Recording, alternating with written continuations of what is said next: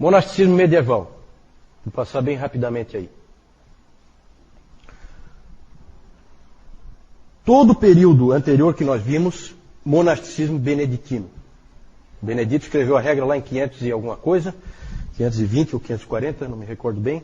E todos os monges eram beneditinos, seguiam a regra.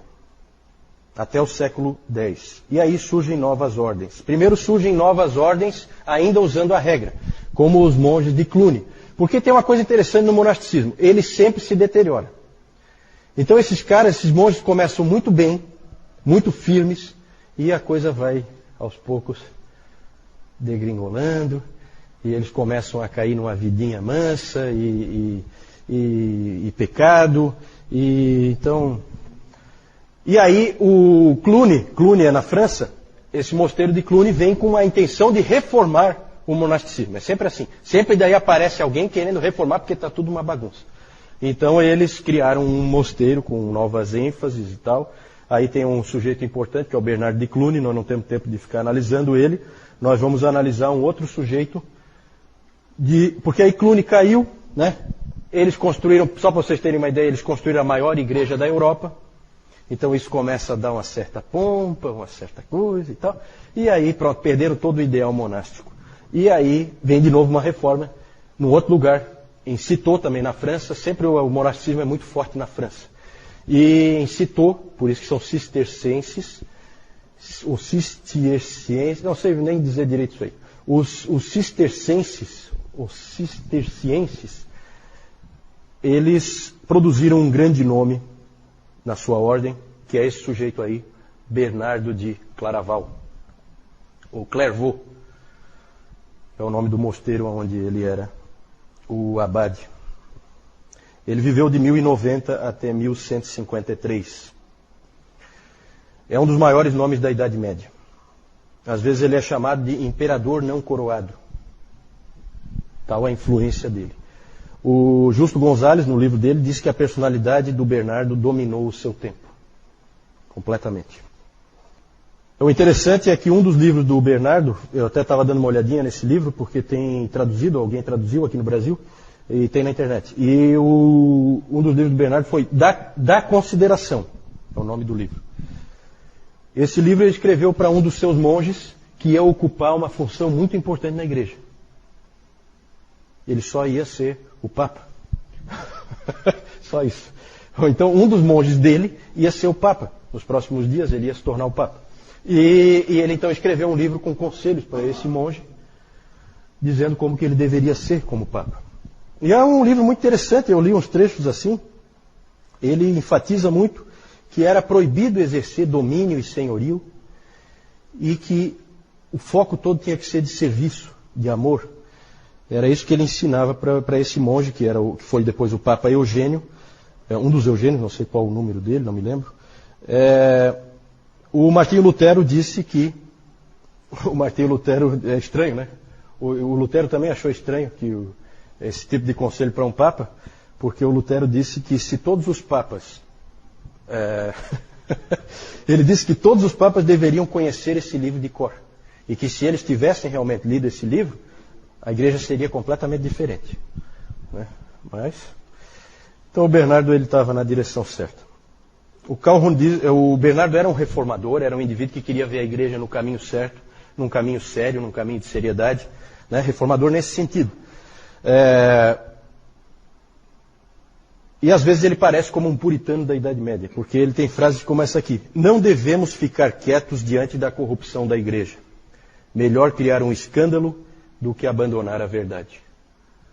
Melhor criar um escândalo do que abandonar a verdade. Depois apareceram alguns caras criando escândalo. Calvino, Lutero, Zwinglio, essa turma aí. Né? Exatamente seguindo o Bernardo. Né? Nós não vamos abandonar a verdade, nós vamos criar o escândalo. Então essa foi a ideia. Foi também um grande pregador. Ele também era um místico, mas um místico no melhor sentido da palavra. Né? Um outro místico no melhor sentido da palavra é A.W. Tozer. São místicos positivos, são místicos que eles buscam uma vida de oração mais próxima de Deus e tal, porque o misticismo é uma coisa um pouco perigosa, você pode cair em caminhos meio estranhos, depois mais para frente nós vamos ver. mas ele era um místico no sentido bom. E ele escreveu um livro, que é um livro muito interessante, muito válido para ler ainda hoje, que é o livro sobre o amor a Deus. Foi também um grande teólogo, escreveu um grande livro chamado Sobre a Graça e a Livre Escolha. Calvino elogiou muito esse livro. Porque esse é o primeiro, talvez finalmente, né, na história da igreja, surge um agostiniano.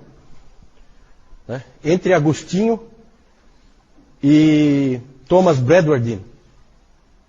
Deve ter sido o único agostiniano de verdade que apareceu, né? Assim, forte, né, de peso. Claro que teve ali o Gottschalk e outros, mas esse aí é um de peso. Só que tem um detalhe, entre Agostinho e Thomas Bradwardine tem 900 anos. Então é interessante ele aparecer aí no meio, né? Isso. Não, na verdade ele vai tratar do assunto, né? O título, né, não é que ele está defendendo, ele vai tratar desse assunto, né? Eu não conheço o livro, não conheço o teor do livro, mas eu sei que o Calvino via com muito bons olhos esse livro aqui do Bernardo de Clairvaux, Bernardo de Claraval. Novas ordens no século XIII, passar bem rapidinho aqui. Nós falamos bastante dos beneditinos, mas no século XIII 2 outros movimentos aparecem. Os franciscanos, aí nós temos aí o Francisco, né? Tudo começa com Francisco de Assis. Assisi é uma cidade da Itália, tá? E o Francisco nasceu lá. Como é que era o nome do Francisco? Não, o nome dele não é Francisco. O nome dele não é Francisco, o nome dele é Giovanni de Bernardone, o nome dele é João. Na verdade, Francisco é um apelido, né? É o pequeno francês, Francesco, o pequeno francês, né? Na verdade, ele não era francês também, então é umas coisas esquisitas. Ele era italiano. Então não sei. Não me peço para explicar, porque tem umas coisas estranhas, muito estranhas. Esse Francisco, ele não era um intelectual, ele é um indivíduo diferente, um personagem ímpar na história da igreja, um cara que não tem ninguém igual a ele é completamente diferente, ele escreveu muito pouco, escreveu só um testamento. Os seus seguidores, quem viu aquele livro Irmão Sol, Irmã Lua, viu que ele andava com um monte de seguidores assim, e pobre, não tinha nada, não tinha onde cair morto. Ele gostava muito daquele texto que Jesus Cristo dizia que ele não tinha onde reclinar a cabeça, né? E ele procurava viver assim também. Eu não vou entrar em detalhes, né? Os seguidores dele. Ele era rico. Ele era filho de um comerciante.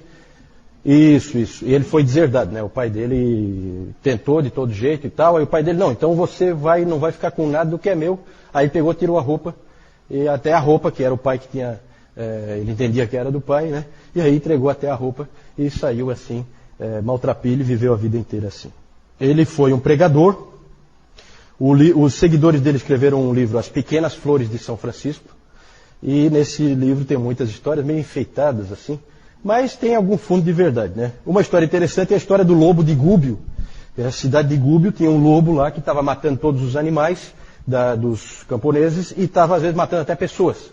E chamaram o Francisco foi lá, e ele então, encontraram lá onde é que estava o lobo, e ele chegou lá perto de onde o lobo estava, e ele então pregou para o lobo. Porque ele pregava para os animais, esse Francisco. E ele então pregou para o lobo. E aí ele disse assim para o lobo, deixa eu ver se eu tenho aqui. Venha cá, irmão lobo, eu te ordeno em nome de Cristo que não faças mais nenhum mal a mim ou a qualquer outra pessoa. E aí diz que o lobo fechou a boca, que estava rosnando e coisa, e veio calmamente e deitou no pé do Francisco. Né? Tem essas histórias assim, aí a gente não sabe o quanto disso aí é verdade, né? Mas o Francisco é cheio das histórias. A vida de Francisco... né? Continua sendo, né? Mas não foi ele que inventou, não. Foram os seguidores dele. A vida de Francisco era uma vida de pobreza e de serviço.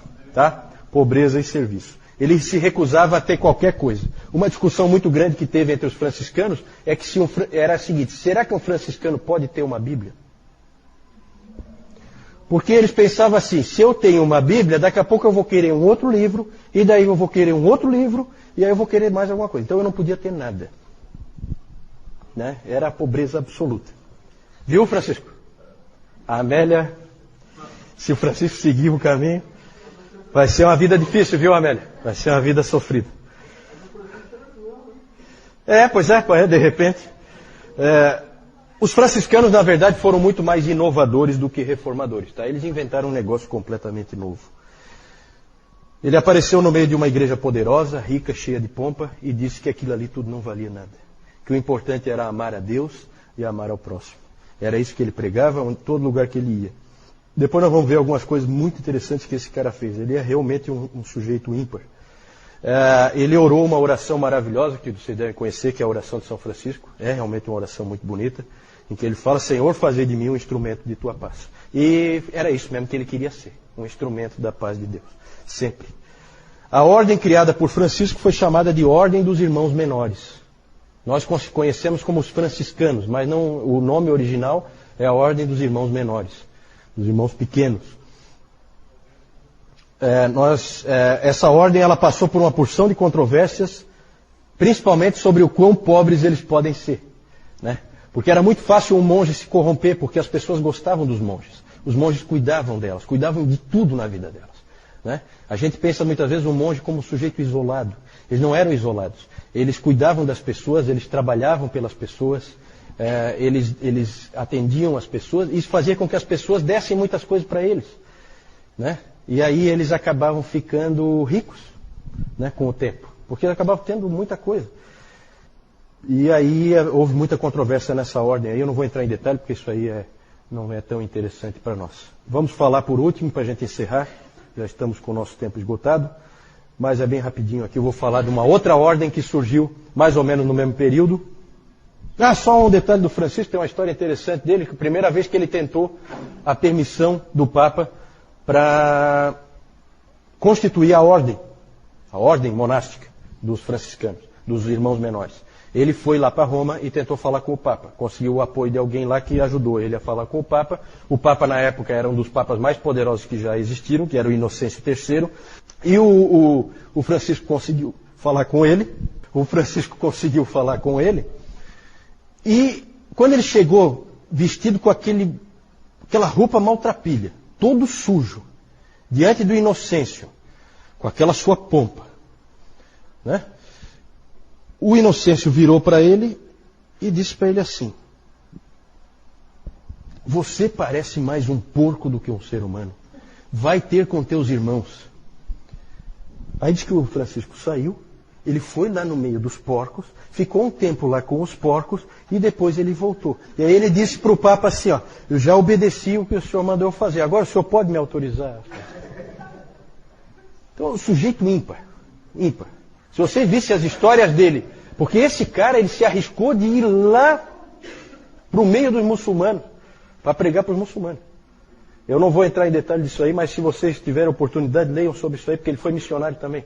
Um indivíduo totalmente... Alguém disse que ele é o indivíduo mais livre que já pisou a face da terra. Ele não se prendia a nada. Ele era um cara totalmente livre. Nisso ele lembra um pouco o apóstolo Paulo, que também tinha essa liberdade, né? O Satanás tinha dificuldade de pegar Paulo, né? Porque Paulo não se prendia a nada. Né? Vamos falar dos dominicanos. Essa é uma ordem completamente diferente. Foi fundada por esse sujeito aí, Domingos de Guzmán Garcés. Pelo nome já dá para ver que se trata de um espanhol, certo? Esse Domingos era um monge espanhol, e ele já era um monge sob a regra de Santo Agostinho, porque o Agostinho tinha feito uma regra, o Agostinho de Hipona, ele tinha feito uma regra também. Tanto que o próprio Lutero era um monge agostiniano, né? Que seguia a regra do Agostinho. Mas ele queria fundar uma nova ordem que fosse uma ordem missionária e que fosse uma ordem que conseguisse alcançar os hereges e os pagãos. Ele queria que fosse uma ordem que fosse capaz de alcançar hereges e alcançar pagãos. Ele criou a Ordem dos Pregadores. O nome da ordem dele não é Dominicanos, é a Ordem dos Pregadores. Alguns dos maiores pregadores da Idade Média eram dominicanos. Eles aprendiam a pregar. Os sermões deles são muito parecidos com os sermões de hoje. Eles gostavam de fazer pontos assim, gostavam de usar humor às vezes, eles procuravam se comunicar com as pessoas.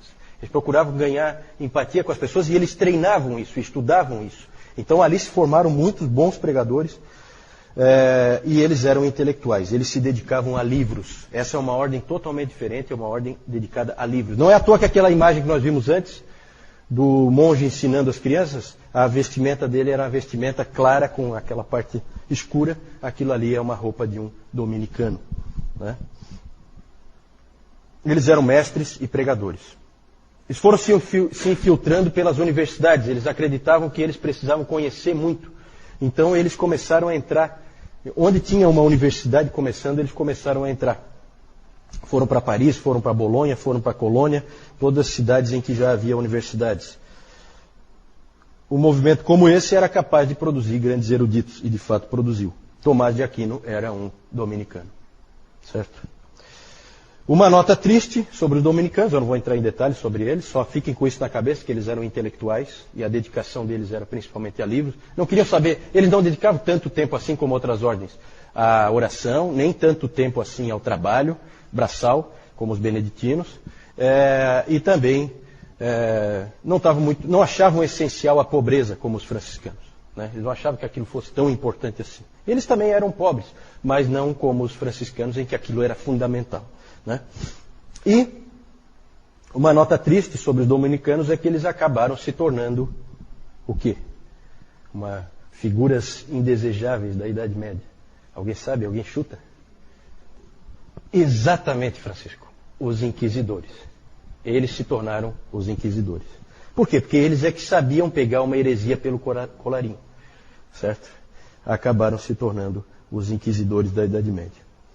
Eles eram sujeitos que eram especialistas em heresias e farejavam heresias. Mais tarde, eles criaram esquemas, planos, todo tipo de coisa para conseguir capturar uma heresia, né? Questionários, tudo arranjado, pré-preparado, né? Lá no filme que o João citou, né? O sujeito que chega lá é um dominicano, né? O que vem para investigar o que está acontecendo naquele mosteiro, né? É um inquisidor, exatamente, né? A roupa dele dá para ver certinho que é um dominicano. E o William de Baskerville, né? Era um franciscano, né? Era um franciscano. O Sean Connery, né? Fazia o papel principal. Mais tarde, eles receberam o reforço, nós vamos falar mais para frente, de uma outra ordem, os jesuítas. Essa também não é das, né? O interessante, gente, é que se criou, eles passaram a ser conhecidos como os cães de guarda de Deus, né? Como inquisidores e tal, os cães de guarda de Deus. Porque é um jogo com palavras, isso é interessante. Domini Canus.